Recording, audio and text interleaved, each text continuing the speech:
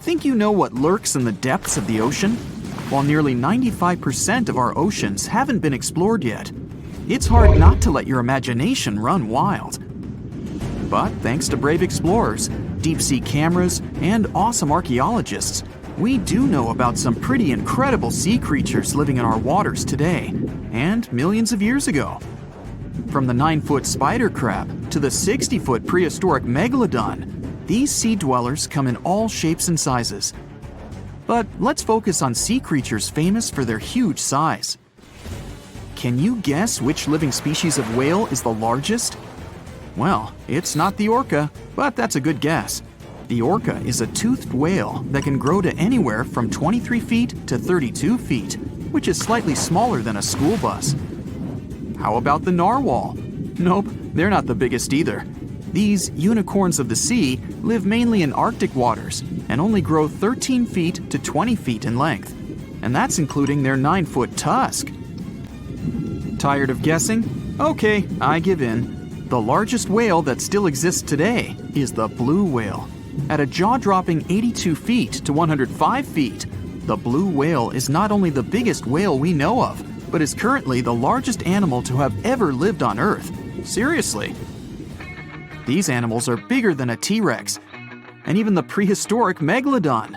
If you were to put a blue whale next to a school bus, it would look like it could swallow it. Think about that. According to National Geographic, a blue whale's tongue can weigh the same as an elephant. And their hearts can weigh as much as a car. That doesn't even sound possible.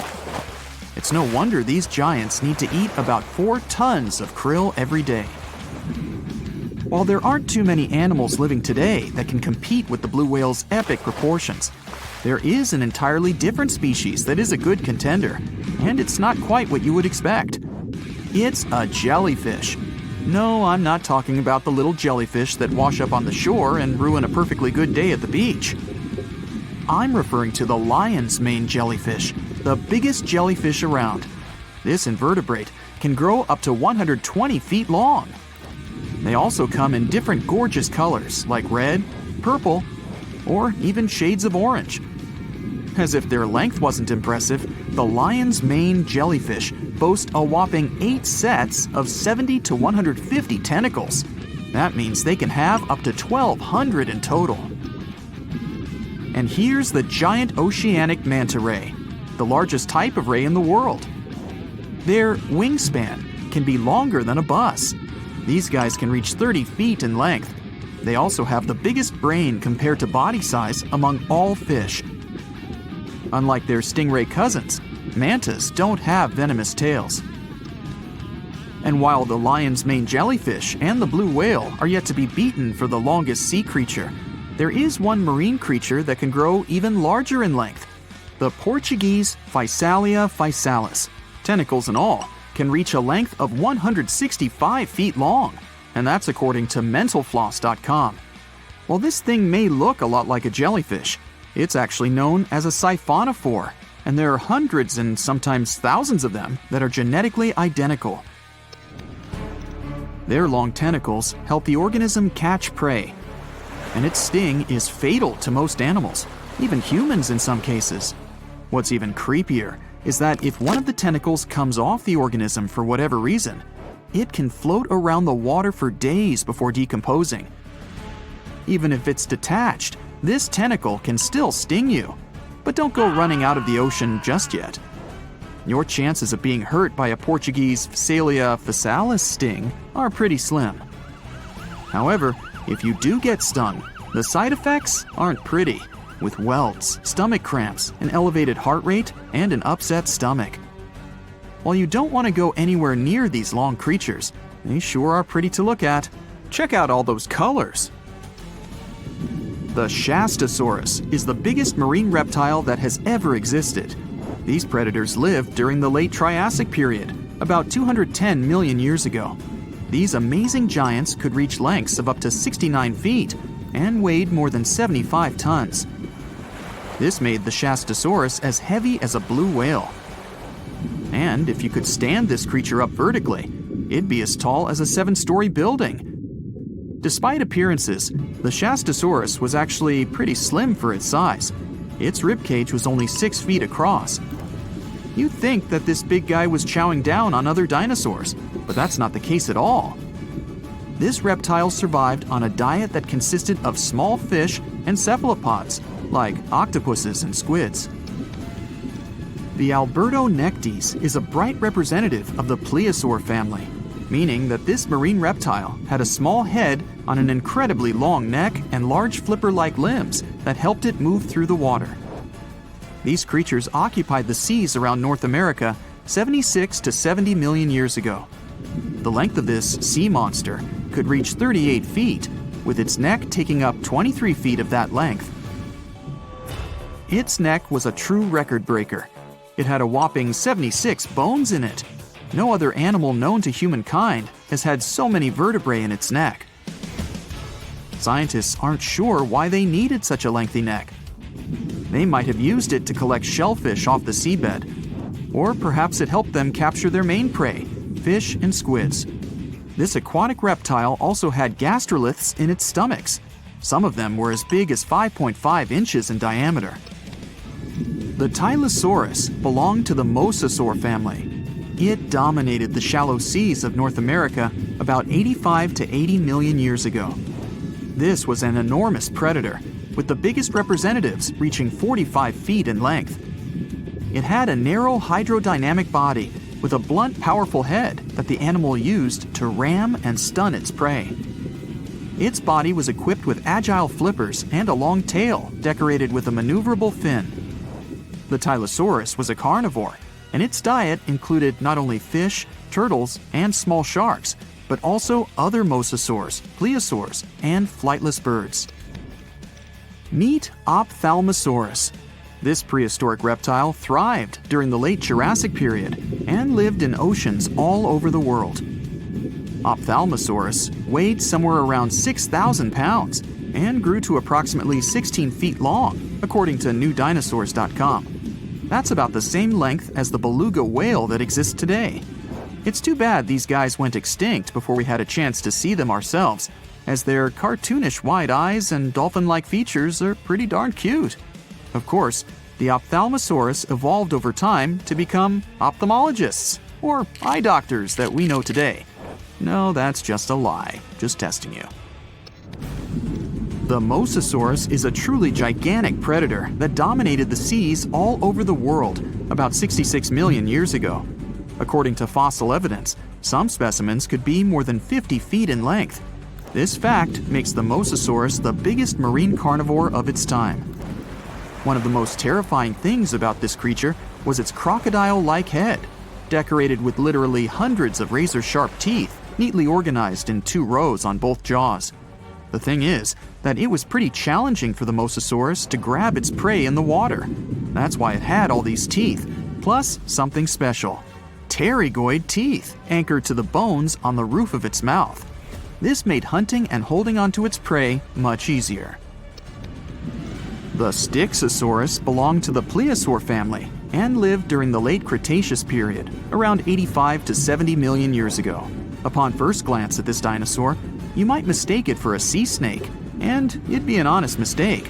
Styxosauruses were about 35 feet in length, but over 16 feet of that consisted just of their long snake-like neck.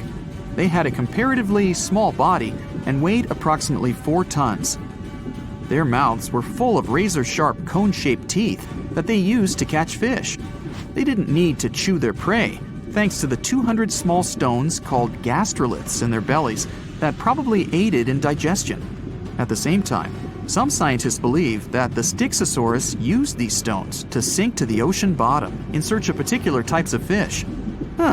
Looks kind of like Nessie to me. Lions, dogs, cats, all these mammals sleep in pretty comfortable positions.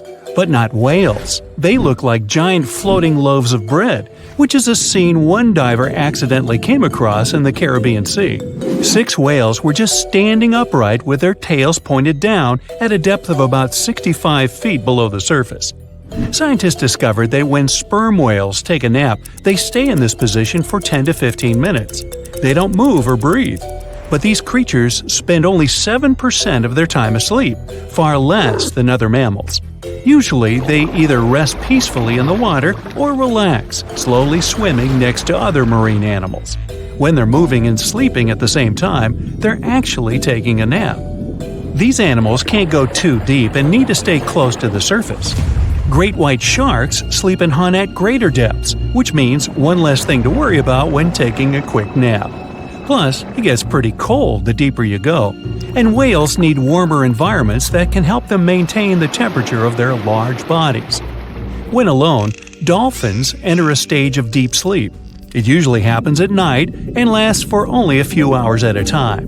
While sleeping, the animal floats at the surface. It shuts down half of its brain, I can relate, together with the opposite eye. The other half is at a low alert level, awake and ready to react if some unwanted visitor comes closer. The part of the brain that is awake also sends signals when it's time to go up to the surface to take a breath of fresh air. Marine mammals have the blowhole. That's a flap of skin they can open and close whenever they want. People breathe automatically. Your body knows what it needs to do even when you're sleeping. But whales and dolphins have a voluntary breathing system. It means they need to consciously go to the surface to get some air. And one part of their brain needs to always be awake to inform the animal it's time to go up. Whales and dolphins can hold their breath way longer than other species. They also have a higher tolerance for carbon dioxide and can take in more air. Their red blood cells store more oxygen too. Whales and dolphins' blood goes only to those body parts that really need oxygen. If a whale only uses its brain, heart, fins, and some other muscles needed for swimming at the moment, those will also be the only body parts that will get the oxygen. Digestion or other functions can wait. The ocean is not a place where you can relax and peacefully fall asleep. While sleeping, fish reduce their activity. Their metabolism becomes slow. Some of them keep floating in the same spot. Others find a safer place among corals or in the mud. Early in life, dolphins learn to make a unique whistle that helps others from their pod to identify them. That means these specific whistles are their names, and dolphins do respond to them. Clams have feet. It looks like a large tongue that sometimes protrudes from the shell, but that's actually the foot, and it's relatively long compared to the length of the animal. Clams use this limb to dig themselves in the sand. The blue whale is the largest living animal, and it's also larger than the majority of dinosaurs used to be. They can grow to more than 100 feet long and have a weight of almost 200 tons. That's like 50 adult elephants. A blue whale's tongue alone can weigh more than one elephant. Such a giant surely needs to eat a lot, 500,000 calories in just one mouthful. The blue whale's heart is the size of a small car and weighs 1,300 pounds. To move the blood through such a giant body, the heartbeats are so strong you can hear them even from 2 miles away. The heart of a whale beats only 8 to 10 times per minute. The whale is one of the loudest creatures out there. Its call can go up to 180 decibels, which is as loud as a jet plane. Almost 95% of jellyfish's body is made of water. For comparison, the human body is 60% water. It's probably not a surprise since jellyfish don't have a heart, blood, eyes, or brain. The other 5% of their body weight is proteins, muscles, and nerve cells. Jellyfish have been around for more than 500 million years. This makes them older than dinosaurs. These creatures haven't changed much, and today's jellyfish are pretty much like their ancestors. These creatures live in the ocean, but in 1991, more than 2,000 jellyfish polyps were taken into space. Scientists wanted to see how they would react in the environment with no gravity. The jellyfish reproduced and created 60,000 new polyps, but unfortunately, those couldn't function normally after getting back to Earth. One species of jellyfish can literally live forever. As it grows older, the critter goes down to the seafloor to become a polyp again, and that polyp turns into a new jellyfish with the same genetics. Greenland sharks can live 500 years. This is an animal with almost the longest lifespan among vertebrates. Sperm whales are sociable creatures. They spend their life surrounded by their family. These animals support one another and have close friends they remember well, even if they don't see each other for a long time. Electric eels have small eyes that are not so effective in environments with no light, so they mostly rely on their electric organs. Those consist of 6,000 cells. Eels use them to stow power, similar to batteries. These creatures use electricity like bats use their radars or dolphins their sonar. An eel can also produce enough electricity to power a panel of light bulbs. There's a small tropical archer fish that can learn to recognize human faces. This fish has an interesting ability to spit small jets of water from its mouth. Researchers showed the fish the image of two different faces placed side by side. One was unknown and the other was familiar. The fish was supposed to spit water at the familiar one. The creature took the right guess more than 80% of the time. Every year in the winter, great white sharks that live along the California coastline disappear. It feels as if they take a vacation for 30 to 40 days. The animals go to a point halfway between Hawaii and Mexico. They might do it to get some food, relax, or hang out with their buddies from other areas. The spot is now called the Whale Shark Cafe. Some types of sharks, like makos, whale sharks, or white sharks, breathe in a very specific way. It requires them to swim all the time. They also need to move quickly and with their mouth open. This way, the oxygen can enter and reach their gills. Sea sponges are some of the most primitive animals. They're immobile, don't have a mouth, eyes, bones, brain, heart, lungs, or any other organ whatsoever. And still, they're alive. There's such a thing as a sea unicorn. That's an animal called the narwhal. Its horn is actually a tooth that can grow up to 10 feet long. Manatees, also known as sea cows, are distant relatives of elephants. Their weight can go up to 1,000 pounds. These creatures are vegetarian and need to eat around 10% of their total weight on a daily basis. That's lots of sea salad. In some cases, manatees share space with alligators, but they get along pretty well. You can even find a photo from Florida where an alligator rides a manatee's back. Frogfish have special fins that help these creatures walk along the sand. They're very useful in shallow waters. A ghost pipefish is hard to see, but once you spot it, you're bound to get really surprised. Its head makes up over 40% of its body. Crabs don't feel like wasting time on such formalities as putting foods in their mouth. That's why they taste it with their feet, which is where their taste buds are. Marine iguanas are the only lizards on our planet that like spending time in the ocean, even though they mainly live on land. They're herbivores that feed in shallow waters and swim like snakes. Iguanas use their long claws to hold on to the bottom when they need to graze. Green turtles can cross over 1,400 miles when migrating. They try to find the perfect spot to lay their eggs. Penguins sort of fly when they're underwater, reaching a speed of 25 miles per hour. More than 5 million years ago, I've heard, I wasn't around then, deep-sea worms and humans had a common ancestor. So we still share 70% of our genes with these creatures, and with sea stars, squid, and octopuses. The ocean covers over 70% of our planet, and over 80% of it is unexplored. More than 1 million species live there. But there are not only animals, 3 million shipwrecks are lying all over the ocean floor, hiding mysterious stories. Many of them are yet to be discovered.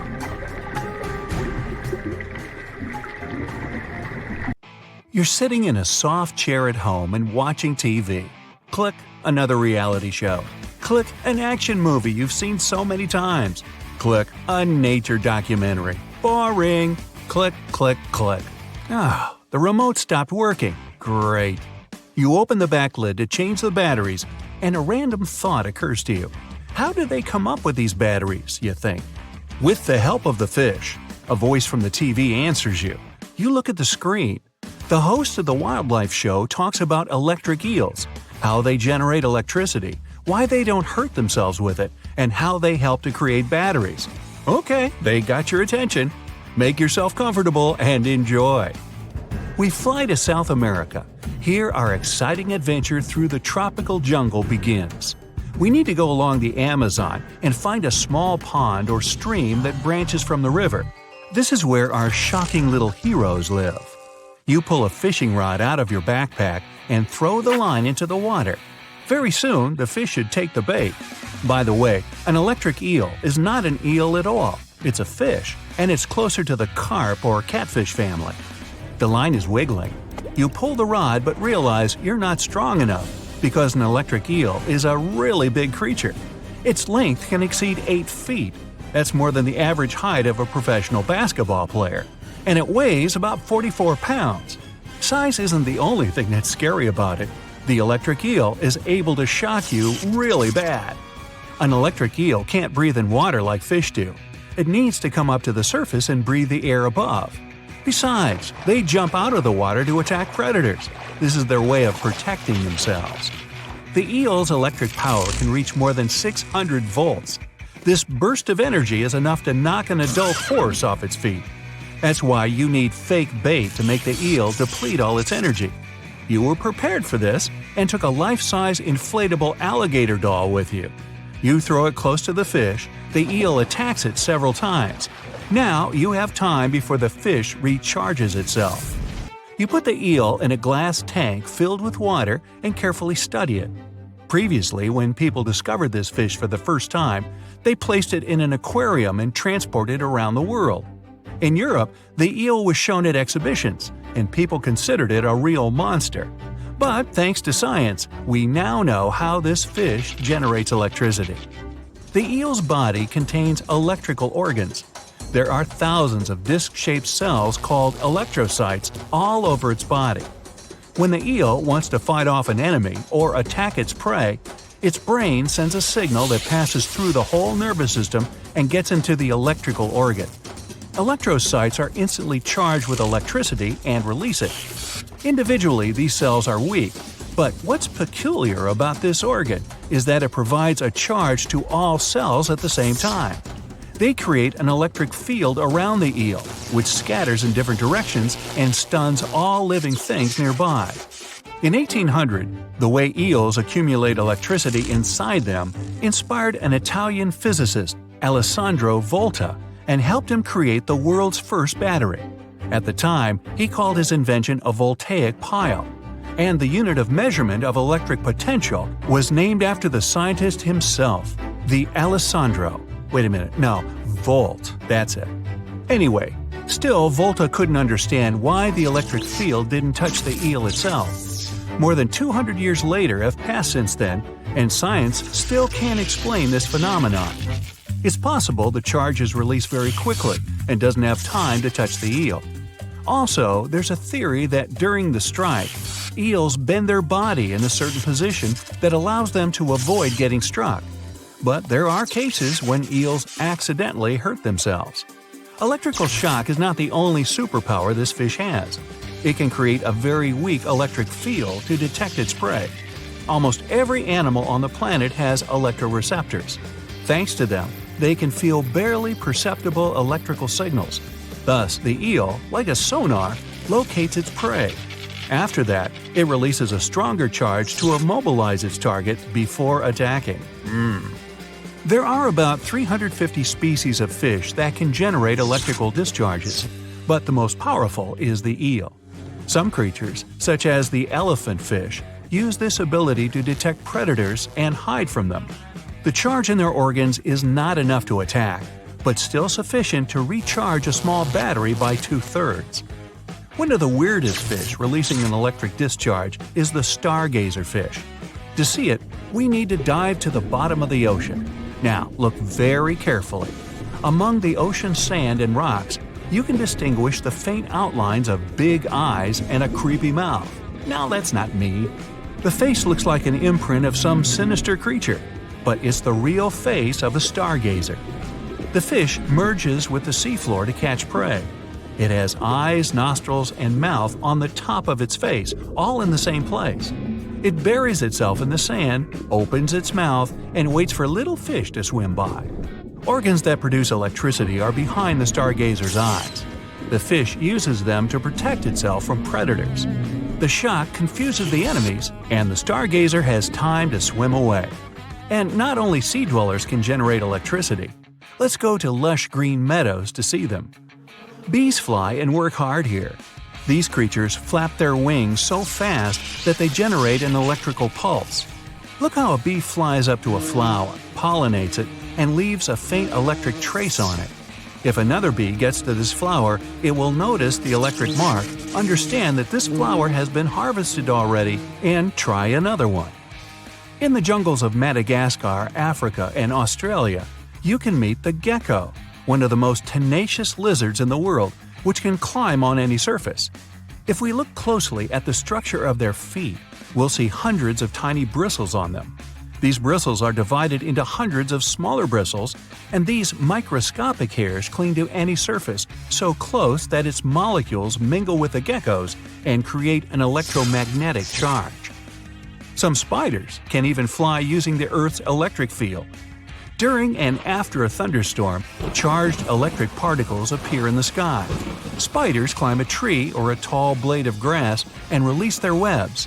The silk gets electrified and raises, and the spider gets thousands of miles away and rises to the heights where passenger airplanes fly. Besides, spiders use electricity to catch prey. They cover their web with a special glue with electrostatic properties. This glue is immediately attracted to any objects that fly in the air. Thanks to this ability, the prey is very easily entangled and gets stuck inside the silk.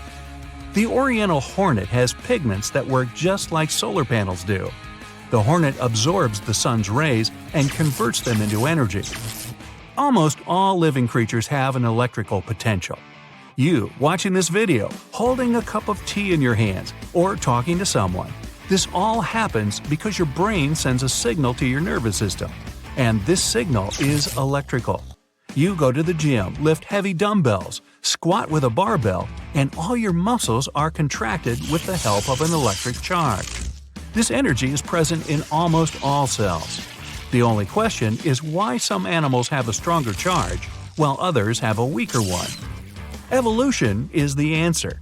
In the water, where visibility and audibility are bad, and where it's impossible to hide from predators or find prey, living creatures received electrosites for navigation, protection, and communication. Wow, wasn't that information shocking? It looks like a prehistoric creature that came from the time of dinosaurs. This scary beast is called the basking shark. It can grow up to 39 feet. People have only reported 3 of them in the past 160 years.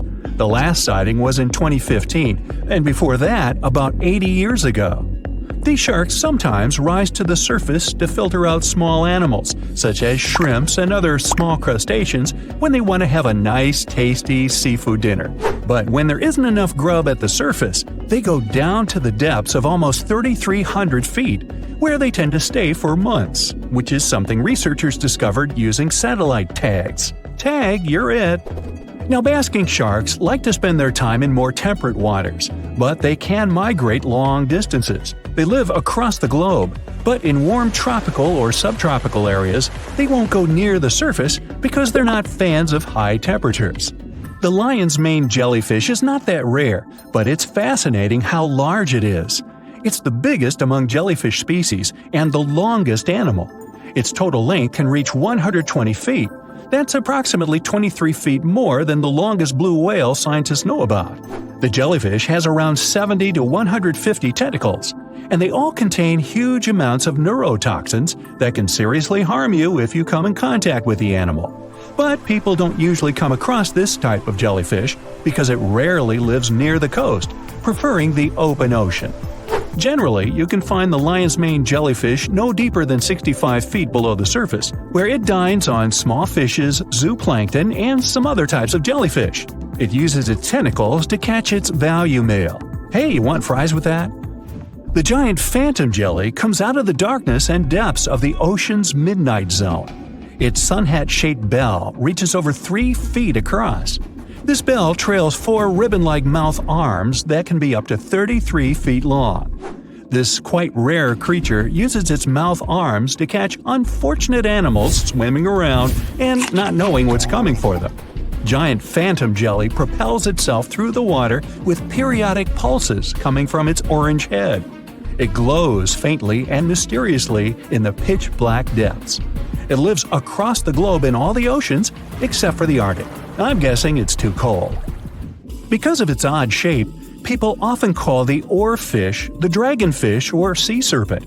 It's about 26 feet long, which makes it the longest bony fish we know about, and lives at depths of 3,300 feet. Oarfish spend most of their time in the deep, dark parts of the open ocean in tropical and subtropical areas.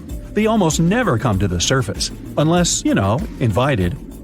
It's a ribbon-shaped and shiny silver creature with a long red dorsal fin and red oar-like pelvic fins. Its body has no scales and is very thin. The fish can grow to a length of about 30 feet and weigh 660 pounds. Oarfish have really big eyes that help them see better in their dark, scary surroundings. The frilled shark is definitely one of the gnarliest-looking marine animals out there. If you saw it somewhere, you'd probably think you went back to the age of dinosaurs. Yup, the frilled shark is a prehistoric creature because its roots go back 80 million years. This living fossil can grow to be 7 feet long. It got its name from its frilly gills. Even though frilled sharks have the shark part in their name, they swim similar to an eel in a distinctly serpentine way. Its mouth is terrifying. Similar to the maw of the great white shark, it has 300 trident-shaped teeth lined in 25 rows. Hey, come a little closer, huh? Researchers discovered this creature in the 19th century, but people rarely see it, and no wonder. It usually lives at depths of between 390 and 4,200 feet. Most of the time, the frilled shark feeds on squid, swallowing them whole. Its long jaws allowed the frilled shark to gape extra wide and swallow animals half as long as its entire body. Goblin sharks are very rare. Researchers have spotted fewer than 50 of them in more than 120 years. But maybe that's for the best, since we're talking about a pretty scary fella with a narrow snout and sharp teeth. It's also capable of thrusting its entire jaw outward when it wants to catch something. Sounds familiar. As it's lurking through the dark depths of the ocean, a goblin shark sees a small squid that looks quite yummy. The dangerous animal inches toward the squid. When the poor creature notices the predator, it tries to dart away, but it's too late. The shark has already thrust its jaw the whole 3 inches out of its mouth. This jaw is connected to the flaps of skin the shark can unfold. This helps a lot because the goblin shark is a sluggish animal, so it's pretty hard for it to chase its food. After finishing its lunch, the goblin shark puts its jaw back in its mouth and swims away as if nothing's happened. Goblin sharks mostly live at the bottom of the ocean. Like many other shark species, they prefer swimming alone. Here's a silver-colored creature with very rough skin. That's the ocean sunfish, with a total length of almost 11 feet. Its other name is mola. The ocean sunfish is the heaviest of all bony fish out there. People sometimes call it a swimming head because of its bizarre appearance. These creatures have such a weird shape because they're born with a back fin that never actually grows. It just folds into itself as the animal matures and creates a rounded rudder. The sunfish is a bit clumsy. It moves with the help of its mighty fins that allow the animal to swim on its side. This marine inhabitant is a solitary creature. It mostly feeds on zooplankton and jellyfish. The spotted wobbegong is one of the world's rarest sharks. It grows to be more than 10 feet long. It may not look as terrifying as some of its shark relatives, but it's pretty good at catching unsuspecting animals swimming past, mostly during the night. The animal has a spiracle, which is why it can breathe while staying still at the bottom of the ocean. It's motionless most of the time, which is why you can barely notice it. Its flat body and large pelvic and pectoral fins blend in with the underwater terrain. That's why they're so good at hiding. This ability helps when these sharks want to protect themselves too. Wobbegong means carpet shark. They usually live close to the ocean floor in coral reefs, on sandy bottoms, and under piers. People have even spotted the shark in the water that is barely deep enough to cover its flattened body. Now, blobfish lack teeth and bones, so they can't actively hunt. Since they don't have much muscle mass, they can barely move around. Hey, I had a roommate like that once. They get their energy from animals they scoop up from the seafloor. They also know how to conserve this energy. That's how it usually goes with deep-sea creatures. They don't have as much food as those animals that swim closer to the surface. Instead, they have special body mechanisms that allow them to save energy for the times when they don't have much to eat.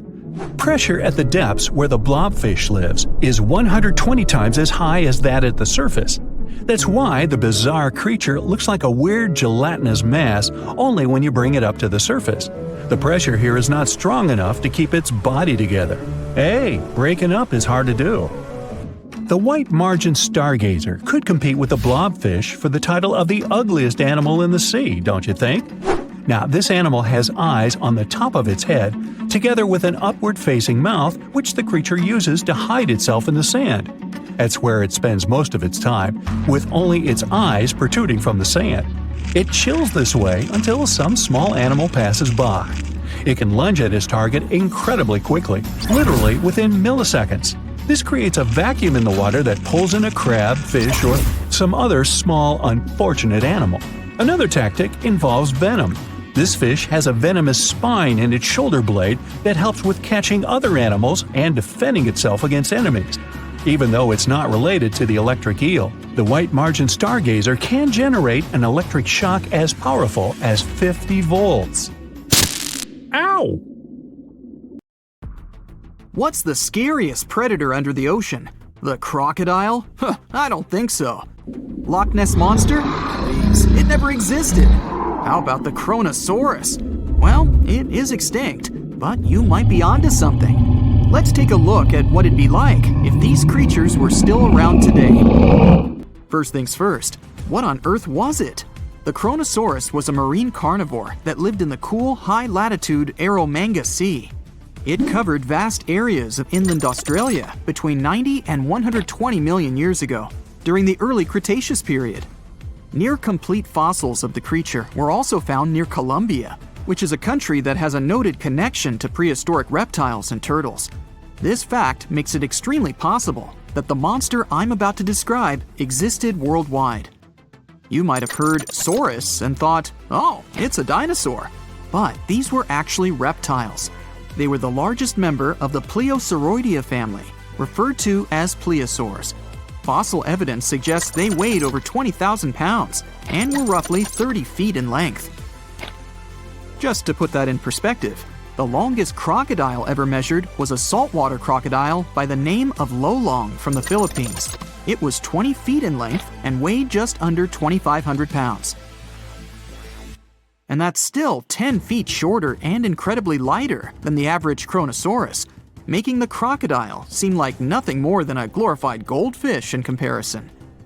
Despite its terrifying length, the most physically daunting feature of the Chronosaurus was its head. Its skull was about 8 feet long, which was actually proportionally large given the size of its body length. Anything that was unfortunate enough to end up inside the Chronosaurus's mouth may have been given false hope. After all, the teeth of the beast weren't actually that sharp. On second thought, I take that back. I wouldn't feel confident around a toothless snake, let alone being inside the mouth of this monster. But it's true that the Chronosaurus's teeth weren't sharp, especially when compared to other carnivorous reptiles, such as crocodiles and alligators. The teeth of this prehistoric sea creature were instead conical. This means that they were cone-like in shape. Unfortunately, this lack of sharpness didn't make them less dangerous. The teeth were enormous and could be up to 12 inches long from the crown tips to the bottom of the roots. This obviously meant that the Chronosaurus had an extremely powerful bite. It was estimated to be up to 30,000 newtons, which is almost twice as powerful as the bite of a large saltwater crocodile. Because of the bluntness of their teeth, they weren't suited for twisting their prey once in their grasp, but the size and shape of the teeth made them perfect for simple open and shut biting. They would have had no problem crushing hard objects such as the toughest of shells any sea turtle could offer. Just like crocodiles, the Chronosaurus is believed to have had a short neck. This may have been an adaptation to allow the beast to successfully catch small evasive animals. Their body, in general, was fusiform and streamlined. This means it was narrowed at both ends and had very little resistance to the flow of water. The Chronosaurus was also equipped with 4 paddle-like limbs. The hind limbs were larger than the front ones. They could span approximately 7 feet in diameter. All in all, this set the Chronosaurus up to effortlessly propel itself through the waters and be an ultimate predator. Predator X, if you will? That's the name that was given to the fossil of a creature discovered near Svalbard, a Norwegian island group, in 2009. The fossil was identified as a 50-foot-long, 100,000-pound monster with a bite force of 33,000 pounds per square inch. This might be the highest bite force of any known animal. Although Predator X is yet to be classified as any specific type of animal, it was definitely a plesiosaur, like the Chronosaurus. And even if it wasn't Predator X, the Chronosaurus was still most definitely a ferocious titan when it roamed Earth's oceans. The Chronosaurus actually got its name from the Greek mythological figure of Cronus, the father of Zeus. Cronus was viewed as a titan from a generation of super powerful beings. So what was it that the Chronosaurus, this terrifying monster, actually feasted on to satisfy its appetite? This creature was known to eat sea turtles, squid, and other larger marine reptiles of that time, such as elasmosaurids and ichthyosaurs. This suggests that if crocodiles existed in the realms of the Chronosaurus, they too might have turned into lunch for the beast. There's evidence from the fossil remains of the Chronosaurus that suggests that they also feasted on sharks, which I know is a disappointment to those of you who view that beast as the king of the ocean. Not when the Chronosaurus was around, my friend. In any case, grounding all kinds of food into small pieces to help digest them would have been difficult without small teeth. This explains the presence of rounded stones found in many of the remains of these sea creatures. Researchers believe these stones may have been swallowed to control buoyancy or to help process food. It's also entirely possible they were accidentally swallowed while feeding on other animals from the seafloor. As if the Chronosaurus even needed to be a meanie with its already existing power and size, there's also evidence to suggest that it indeed might have been. It turns out that after using all its impressive attributes to catch its dinner, the Chronosaurus first liked to play with its food, like a cat does with a mouse. I guess since the hunt was so easy for them, they needed to get their fun from somewhere else. Well, I think now you should have a good idea about these creatures. So let's ask ourselves what it would be like if they were still around today. And by the way, why aren't they? Well, the Chronosaurus was completely finished off by the same KT meteor that took out the dinosaurs 66 million years ago. But even before this catastrophic event, they were coming under increased pressure from an even bigger and more vicious family of carnivorous marine reptiles known as mosasaurs. You can't always be a top dog, I guess, or rather, top marine reptile. But what if this never happened, and they were still roaming Earth? Well, this might be obvious, but can you imagine what kind of impact that would have on sea tourism? Based on the impact that famous movies about sharks and killer whales had, what do you think the presence of a Chronosaurus in the ocean would do to beaches? The very creature that would eat sharks and whales for breakfast. Beaches would certainly become a great place to go for a quiet walk, because nobody else would even be there.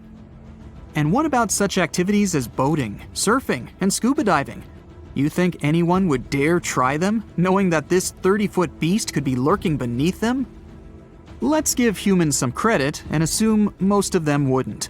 This would cripple the global sea tourism industry, which is responsible for earning roughly $143 billion every year. Just to make sure this shocking point hits home, the most expensive yacht to ever roam the ocean was called the History Supreme. Its master bedroom was believed to have a statue made of T-Rex's bone and a wall made of meteorite rocks, as well as a 24-karat gold panoramic wall aquarium. Anyway, this yacht was worth nearly $5 billion, meaning you could buy 38 of them with the money lost in potential damages to sea tourism caused by the Chronosaurus.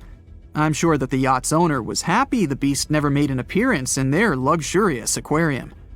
So luxurious, in fact, that some people believe the History Supreme, reportedly owned by some business genius from Malaysia, never even existed. Rumor has it that it was simply an elaborate hoax fabricated by the supposed designer. Anyway, I don't think the trouble would just stop there.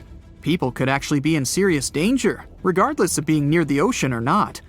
No, I'm not about to tell you that this thing would grow legs, adapt to living on land, and start picking us off one by one. At least, I hope not. I'm just going to point out the damage that the Chronosaurus would inflict through its devastating impact on sea trade. In America, ocean transit accounts for 76% of national trade. On top of this, more than 100 vital pharmaceutical products originate in the sea. I'll also state the obvious and point out that the ocean is a huge food source for us humans. The presence of the Chronosaurus could have a great impact on our relationship with the ocean, something we usually take for granted. We're in Siberia. It's so cold here that freezing gusts of wind are burning your face. All that white snow seems to be blinding you. This place resembles Antarctica because of the permafrost. Recently, a group of scientists researched one of the local rivers. With the help of a drilling rig, they extracted several samples of frozen soil. The scientists were shocked to find living creatures inside the ice. Later in the laboratory, they realized that the creatures were microscopic multi-celled organisms known as bdelloid rotifers. These creatures looked like little worms. Scientists knew that these worms could live in frozen conditions for up to 10 years. But the age of the rotifers found in the ice was about 24,000 years. And after defrosting, they began to reproduce, as if they had been sleeping for several hours, not thousands of years. Further analysis showed that these organisms could stay frozen for hundreds of thousands of years. The rotifers might have lived during the time when people didn't invent the wheel yet. And this isn't their only superpower. Bdelloid rotifers are among the most radioactively resistant animals on Earth. They can survive in places where there's no oxygen and water. They can also stay alive in areas with high acidity and can live without food and water for a long time. By the way, these are not the only creatures that are known for living for thousands of years. Particular types of moss and some microorganisms are also almost immortal. Nematodes, also called roundworms, are some of the most adaptive varieties of worms in the world. Imagine the Eiffel Tower standing tall and proud. And now, let's make it 10 times higher and place it underground. Exactly at this depth, many thousands of feet under the surface, scientists discovered these creatures. There's no sunlight and almost no air in this place. And since it's much closer to Earth's core than the surface of our planet, the temperature here is higher than in the middle of the hottest desert. Millions of tons of soil above create insane pressure. But all this couldn't prevent life from developing here. When roundworms run out of air, food, or when the temperature becomes too high, they get into a unique state of stasis, or deep hibernation.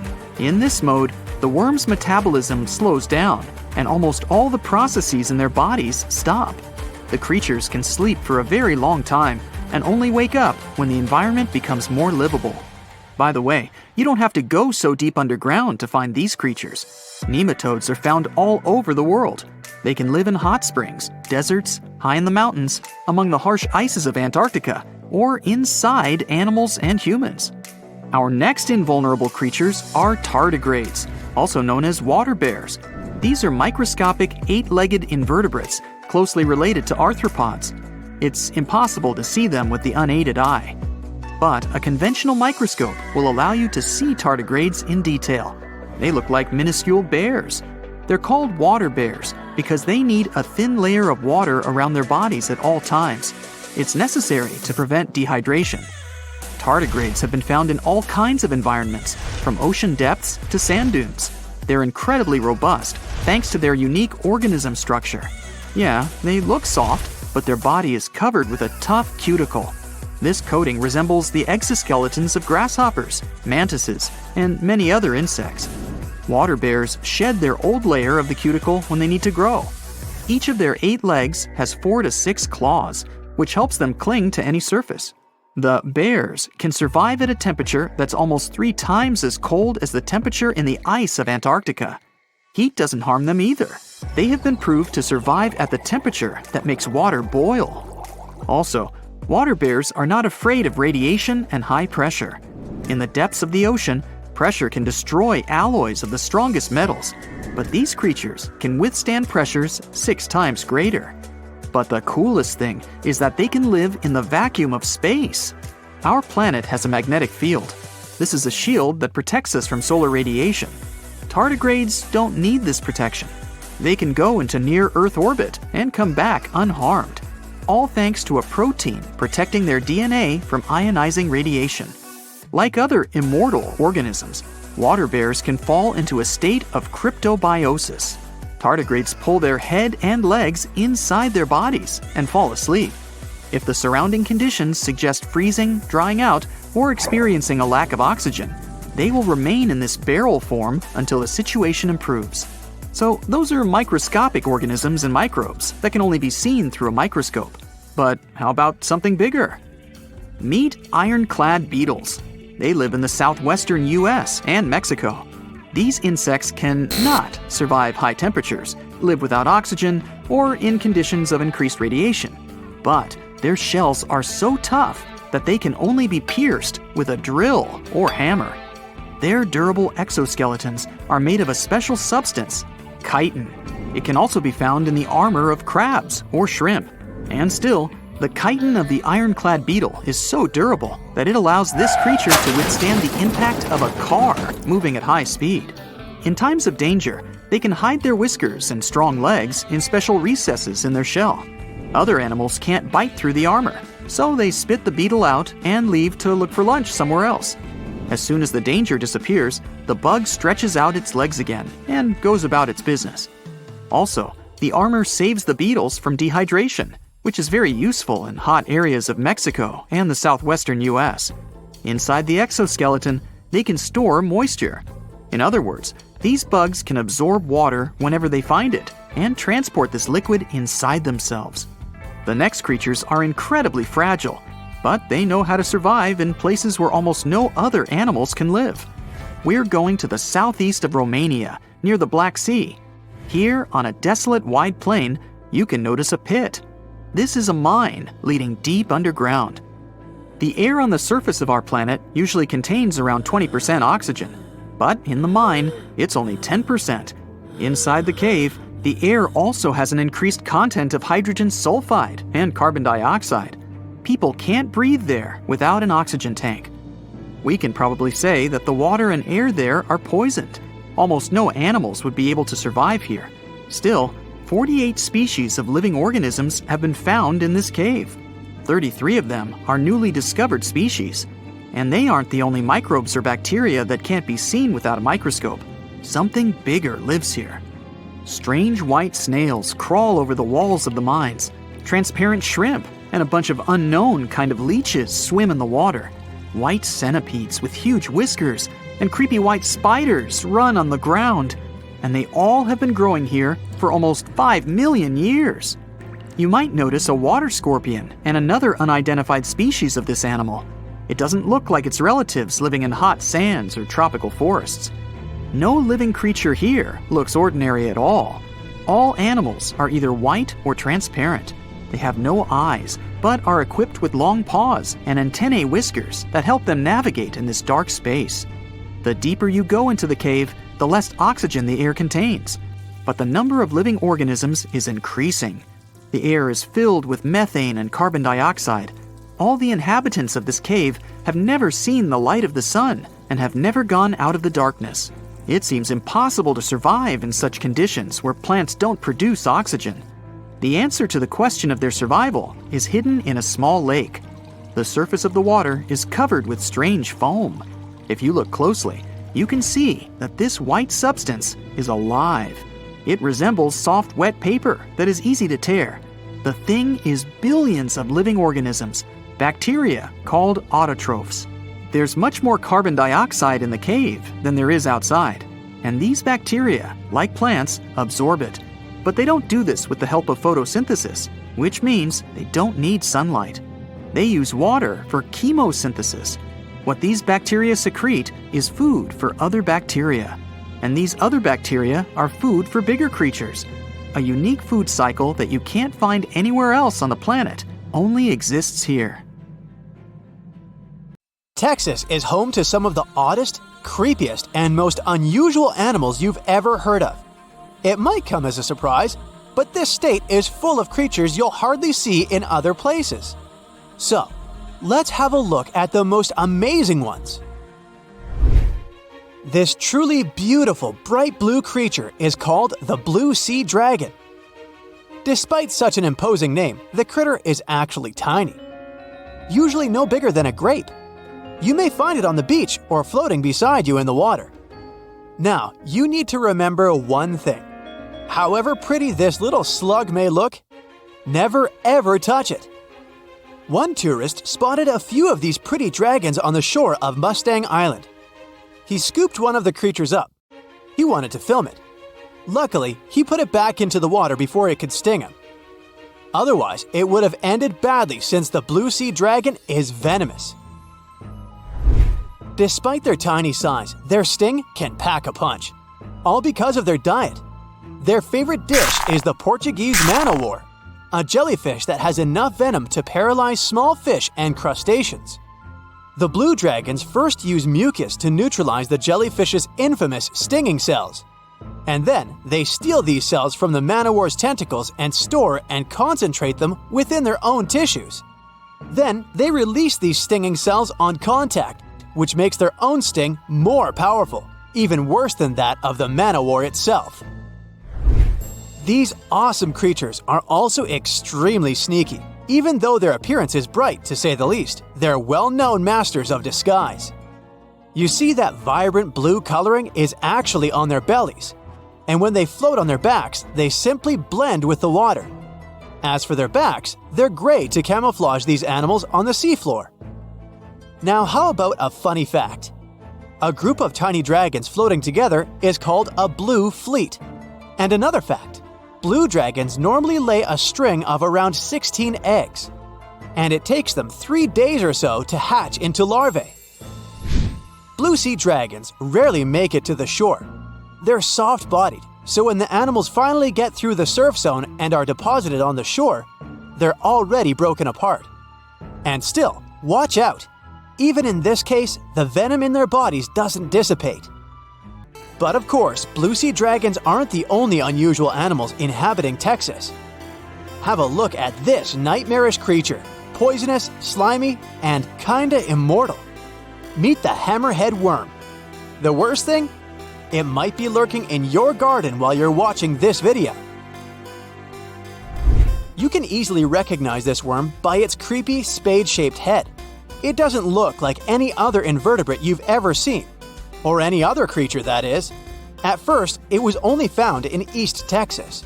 But later, researchers spotted these spine-chilling creatures in North, Central, and South Texas. Basically everywhere but the arid areas of West Texas. One of the most terrifying things about this worm might be its length.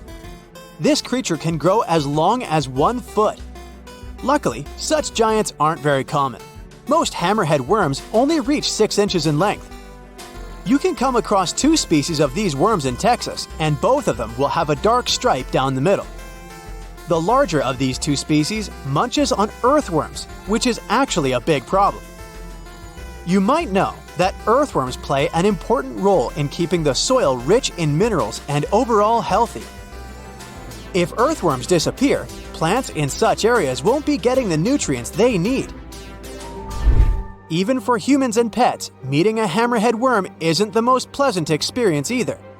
Hammerheads are the only terrestrial invertebrates that secrete a very dangerous neurotoxin, the same as pufferfish produce. Thanks to the sheer size of the human body, touching a hammerhead worm won't hurt you too much, but it may still cause your hand to start tingling or even go numb. It's much more dangerous for pets. There have been cases when dogs ate hammerheads, which left them feeling sick for the whole day. Interestingly, these worms are native to Southeast Asia. But they must have mastered the art of hitchhiking, since in the early 1900s they were already found in the US. Keep in mind that if you want to get rid of a hammerhead worm, which is the best course of action, the worst thing you can do is chop it with a shovel.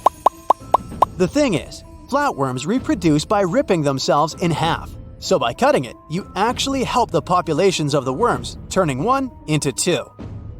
That's the reason why hammerheads are sometimes described as immortal, which is a bit of a stretch since these creatures can't survive in vinegar or salt. Now, even though you're safe from the hammerhead worm in West Texas, it doesn't mean you can't come across another dangerous animal, such as the land lobster from hell.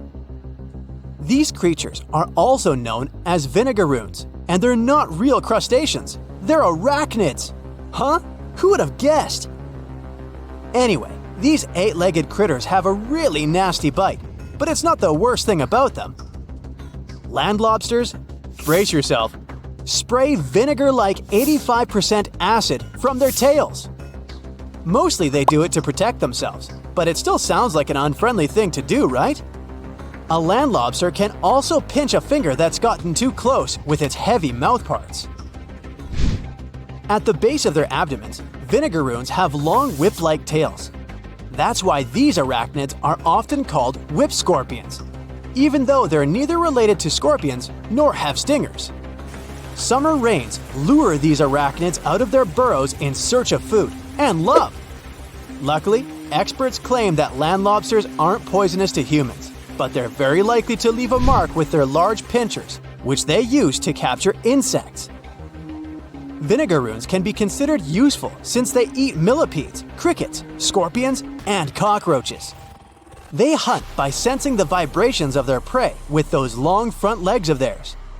Since land lobsters prefer to come out after dark, you aren't likely to see one in the daylight. But if you stumble upon one, check it out. If it's a female, it may be carrying her hatchlings on her back. Now, imagine it's the middle of spring and you're walking among blooming flowers and greenery. Suddenly, you spot something extremely bizarre on the ground. The animal looks cute, fluffy, and soft-looking. The desire to touch it is irresistible. Watch out! The sting of the hairy caterpillar can pack a serious punch. This one is called the puss moth caterpillar, or asp. There are several stinging caterpillar species in Texas: the buck moth caterpillar, spiny oak slug caterpillar, saddleback caterpillar, and eel moth caterpillar. And touching any of them can lead to unpleasant consequences. If you had touched that pretty hairy thing in the park, you'd most likely start feeling a burning sensation and develop an itchy rash. In the worst case scenario, you'd even have to go to the emergency room. The main problem is that people react very differently to caterpillar toxins. Some may develop more severe reactions than others. Plus, how bad the consequences are also depends on the thickness of the skin in the affected area. In most cases, the unpleasant sensation and rash go away in a few hours or sometimes days. On the bright side, such caterpillars later turn into moths and butterflies that help pollinate flowers and trees. Getting rid of these critters means doing a massive disservice to the area where you live. Specialists are sure that coming across a stinging caterpillar won't lead to anything bad if you keep in mind the rule of thumb. If a caterpillar looks fuzzy, don't touch it. And the best solution to dealing with such creatures is educating people on what such caterpillars are, what they look like, and why it's dangerous to touch them with unprotected hands. It was a regular dive in Australia's Great Barrier Reef for underwater photographer Christian Lane. He was taking photos of a group of male manta rays chasing a female one when suddenly he saw something that made him check if his camera strobes had been broken. There was a pink manta ray in his viewfinder. Other underwater beauties of its kind are usually black on top and white underneath. This creature Christian met that day was black on top and pink on the bottom. It turned out the photographer met Inspector Clouseau, the only known pink manta ray in the world living in the waters around Lady Elliot Island. It was named after the famous detective from Pink Panther movies. It was calm, looking at the photographer with its huge eyes. It even seemed that it was smiling at his guest, as Christian remembered in an interview. He managed to take 5 good photos of Inspector Clouseau in the 30 minutes they spent together. Divers first spotted the unique manta ray in 2015, and it was only seen less than 10 times ever since. First, the scientists thought the secret to this unusual color was in its diet. They took a sample of its skin and found out it was actually a result of a genetic mutation that caused it to express melanin differently. Many fish have it, but it usually turns them into albinos. For a regular sea creature, a combo of black, which blends with dark waters and can't be seen from above, and white, which blends with light, is ideal protection. A color mutation with pink in the picture would make other sea animals more vulnerable to predators. But a manta ray weighing as much as a car and 1.5 times taller than an average basketball player definitely has nothing to be afraid of. These creatures are born rather big and grow fast in the first few years so they can defend themselves. If you were impressed by a manta ray the shade of bubblegum, meet blue bees. These unique Australian inhabitants have turquoise stripes instead of yellow, which makes them look like flying sapphires. Their thin brown wings look like layers of cellophane with engraved patterns. Another unusual thing about them is their lifestyle. The blue-banded bees are singles. They don't move in swarms and don't live in large nests. They prefer settling in small burrows in the soil or crevices in rocks. Blue bees also have a special way of pollination. They sit on the flower, hold it tightly, and shake the whole body to make the flower move quickly and gently. Then, the bees stop and collect all the pollen that goes out of the capsule inside the flower. Blue bees work for Australian agriculture, helping with tomatoes, cranberries, eggplants, blueberries, kiwi, and chili peppers.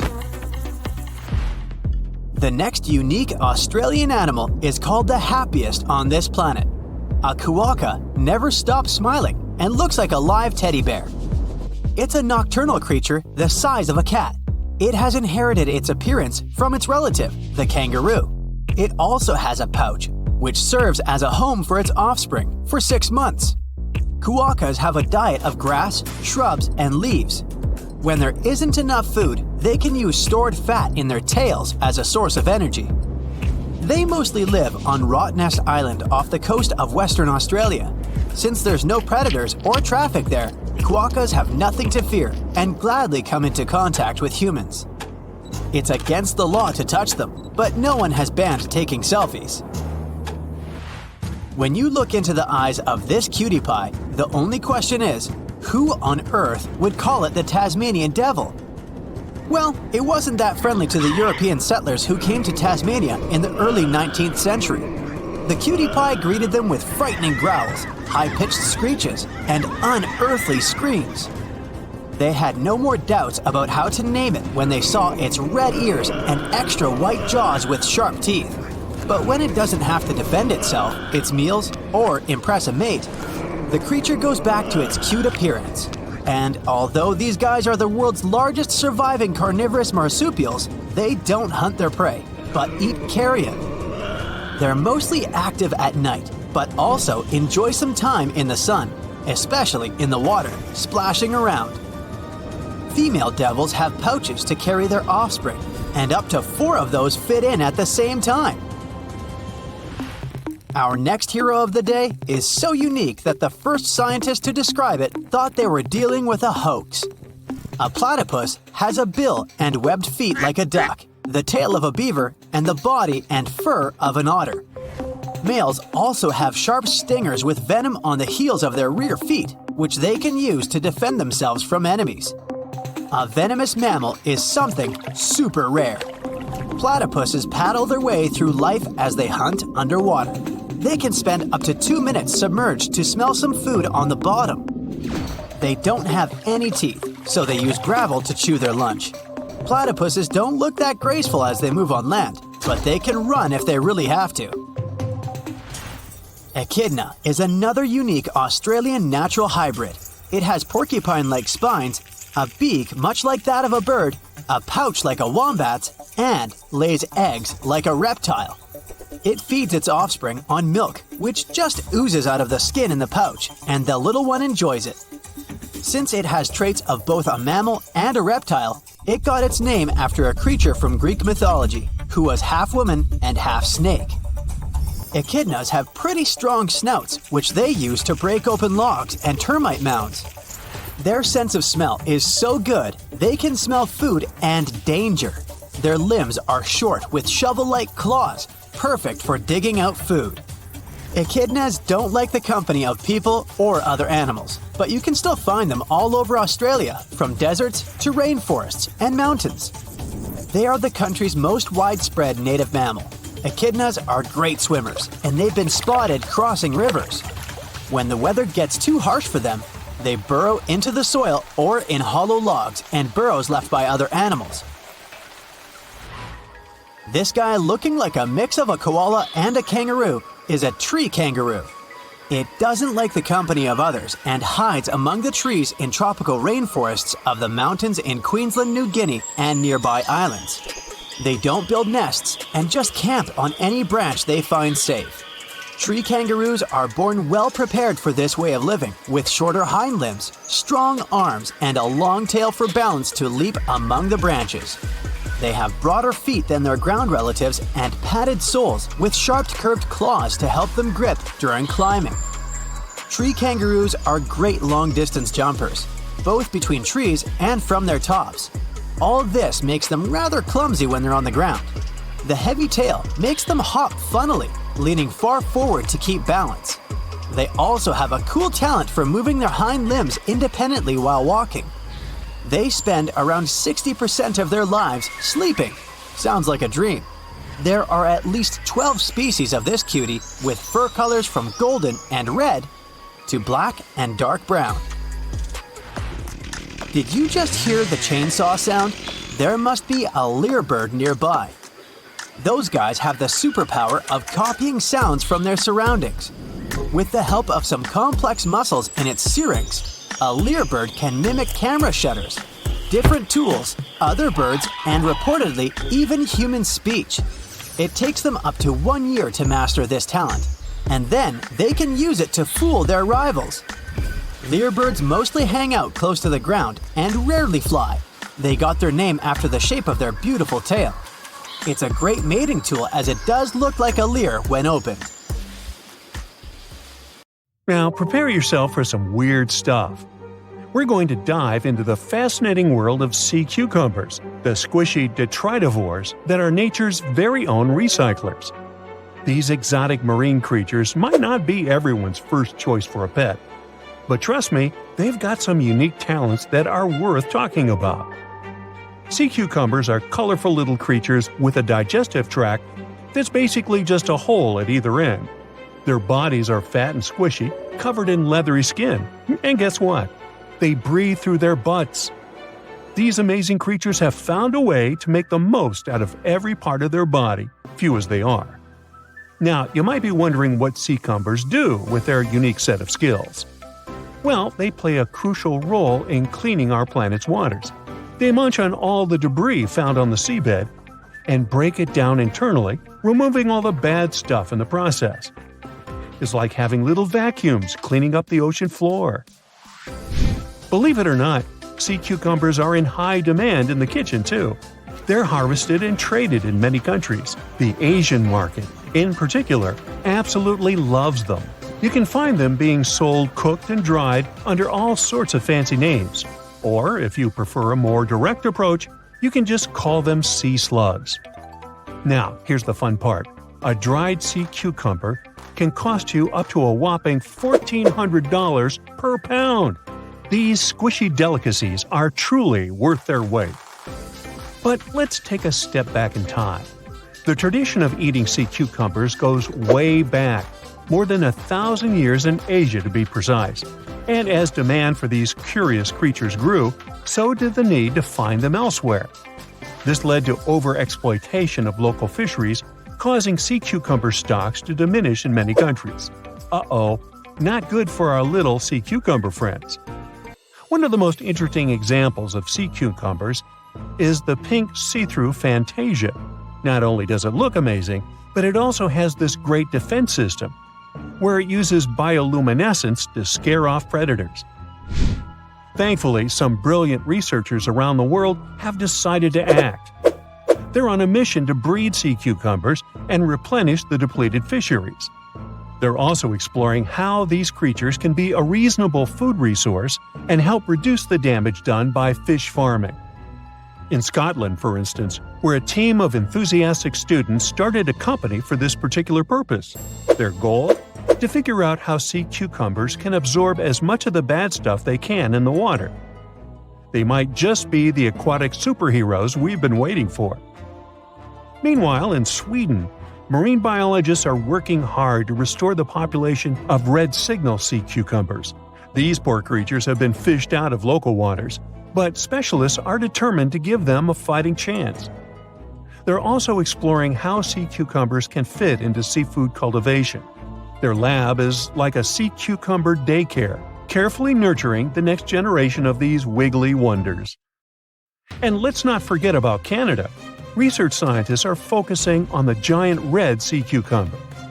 These magnificent creatures can grow up to 20 inches long and are perfect for co-cultivation with other species.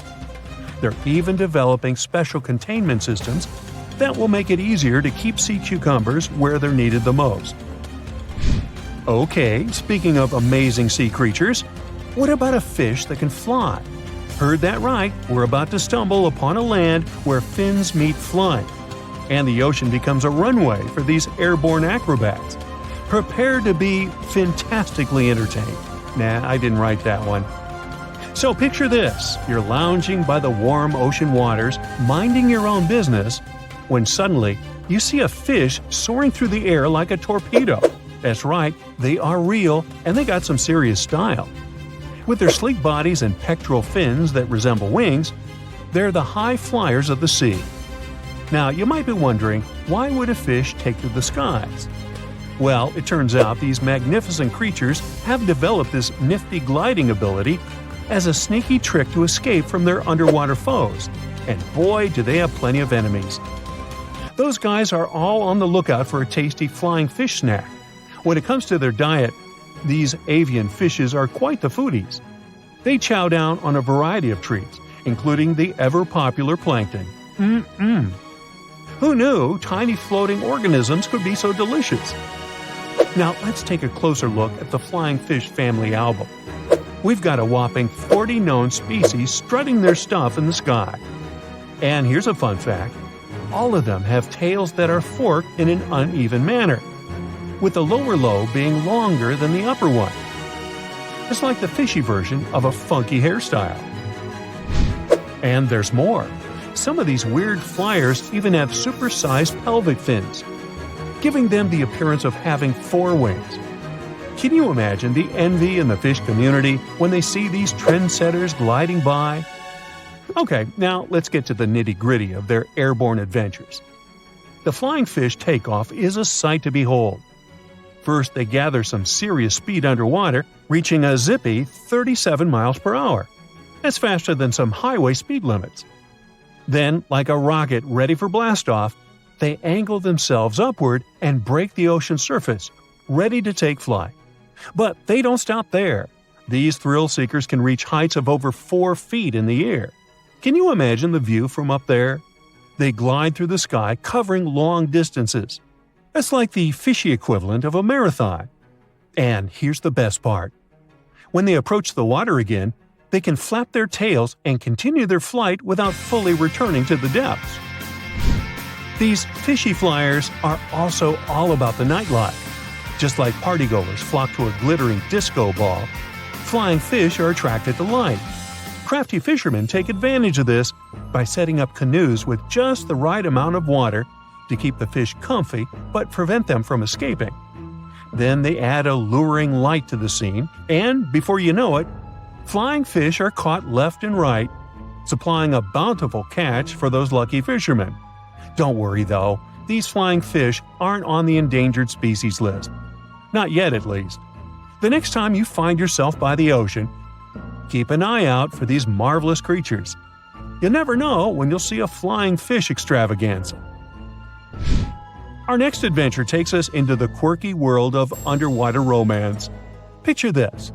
A scene that looks like someone doing the tango with their lunch. Wait, what? No, it's not a throwing up contest, I promise.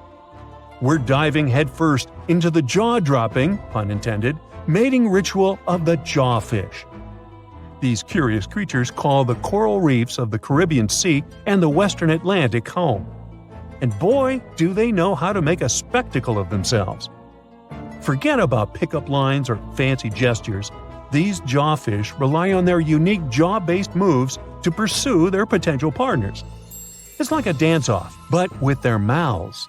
Not only are these fishy fellas skilled in the art of sand scooping, but they also double as diligent parents. Talk about alliteration. Talk about multitasking. The males take their parental duties to the next level by carrying the precious eggs in their giant mouths until they're ready to hatch. It's like they have their own aquatic daycare center going on. When they're not busy nurturing their offspring, these jawfish transform their mouths into fighting tools. That's right, it's time for the Jawfish Fighting Championship. They go head-to-head, or rather mouth-to-mouth, in epic battles of mouth strength and agility. You know the old saying, put your money where your mouth is? Well, these jawfish take it to a whole new level. Whether it's for romance, parroting, or friendly competition, these jawfish show us that sometimes actions do really speak louder than words. They may look like they're having a bad seafood experience, but rest assured, it's just their unique way of finding love and expressing themselves. There are plenty of fish in the sea. Some of them look totally like Nemo or Dory. Then there's the butterfly fish and fancy guppy, which is indeed really fancy. And then there's... What on earth is that? I would definitely not pay for a diving experience to see this guy. The anglerfish has the unofficial title of the ugliest animal in the world, but I wouldn't dare to break that news to it. There are more than 200 species of anglerfish currently swimming somewhere in the gloomy depths of the Atlantic and Antarctic Oceans, up to a mile below the surface. Some of them prefer different living conditions, the shallow tropical environments. Different kinds of anglerfish vary in shape and size, from the famous black sea devil to frogfish, monkfish, football fish, goosefish, batfish, and sea toad. The larger ones can be half as long as a full-sized bed, but most are less than a foot long. Since the choice of meals where these guys live isn't that huge, they had to come up with a unique hunting strategy. They don't waste their priceless life energy on following prospective prey. Instead, they use a piece of dorsal spine that sticks above their mouths like a fishing pole, hence the name of the fish. There's a sac of bioluminescent bacteria that glows brightly in the dark at the end of that rod. The light lures prey, and all the anglerfish has to do is wait, and then enjoy its lunch delivered right to its mouth. Their bodies are pliable and huge, so they can easily swallow prey twice their size. Deep-sea anglerfish eat whatever they can find. Species that live in more shallow water aren't picky either, and can eat anything from shrimp to snails and small fish. Only female anglerfish have the cool fishing rod feature though. So what about their males? Finding a soulmate deep under the sea isn't that easy. Literally, there's no light down there.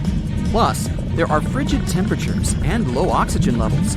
Anglerfish can't afford to go on many dates in those conditions, so they mate for life. And before you go aw about it, I have to tell you, they do it in quite a special way. Male anglerfish are much smaller than their ladies. The contrast is so striking that when researchers first got interested in their love life, they thought those males were actually the offspring, or larvae, hanging out next to their moms. Certain anglerfish male species have receptors that alert them that there's a female nearby. After they mate, the male bites into his woman and stays attached to her head, belly, near her tail, and other areas he can access. While they morph together forever, the female fish gets the male's cells, DNA, and reproductive organs, but loses her immune response cells. The male gets free permanent housing and nutrition. Given the current real estate prices, it sounds like a dream. But that accommodation is shared by up to 8 males, and they can't move out if they ever feel like it. You're unlikely to meet this deep-sea fish in real life, but if you meet an anglerfish in your favorite video game, remember that you can easily outswim it and make it kinder to you with tranquilizing arrows. Once you befriend it, the anglerfish can be your scout and help you discover new areas with its bioluminescent pods. Back in the real world, down in the twilight zone of the ocean, about 650 to 3,300 feet down, the anglerfish isn't the only creature you're lucky you'll probably never meet. Many of the locals look like they come straight out of science fiction or horror movies, but that's because they had to adapt to this dark, deep world.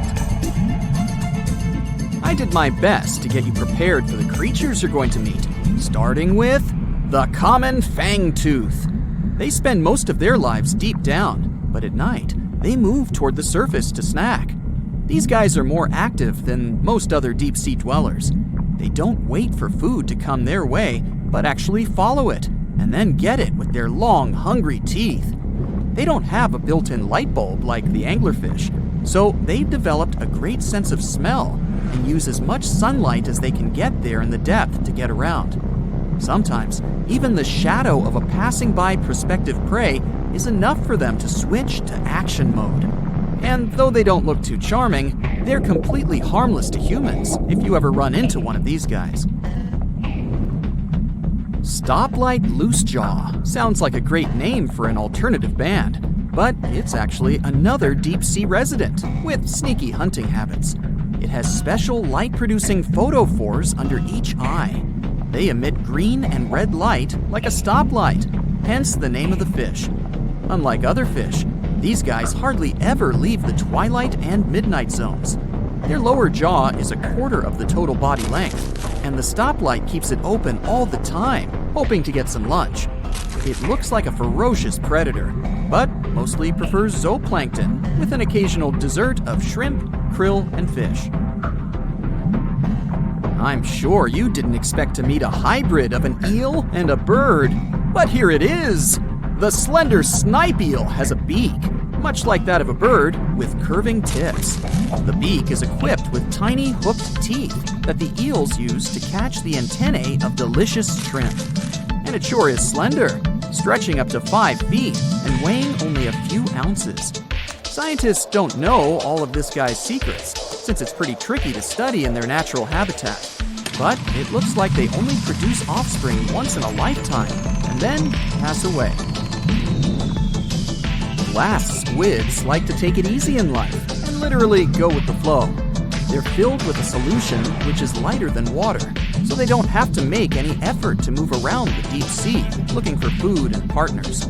These creatures are transparent, so they blend into any landscape and don't even cast a shadow while moving. Talk about a great survival tactic. If danger finds it anyway, it can transform into a lumpy ball, pushing its head and tentacles into its mantle cavity. It can also release ink into the mantle and go from transparent to black. The same ink can protect it against hungry whales and seabirds. Another tactic they use to scare off predators is to activate their light-emitting organs around their eyes. I'm getting hungry. Maybe I can snack on this sea cucumber. Ouch, it's moving! So I guess it doesn't belong in a salad after all. These soft-bodied fellows live in all parts of the ocean, from shallow waters to the deep underwater world. Most of them slowly move around with their tiny feet, but some crawl around by flexing their bodies. Sea cucumbers can shed their internal organs when there's a predator approaching. Those sticky organs distract the intruder, and the happy cucumber moves on and just grows the organs back. What's that glistening in the distance? Looks like someone dropped gems in the water. That's a sea sapphire, also known as the most beautiful animal you've never seen.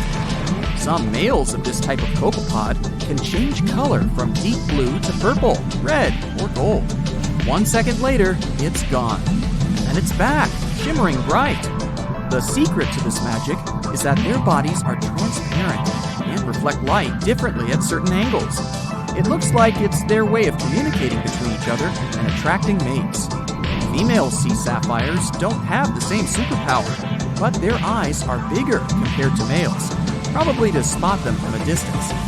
Males roam wild and free, and their ladies stay in the crystal palaces of strange barrel-shaped jellies called salps.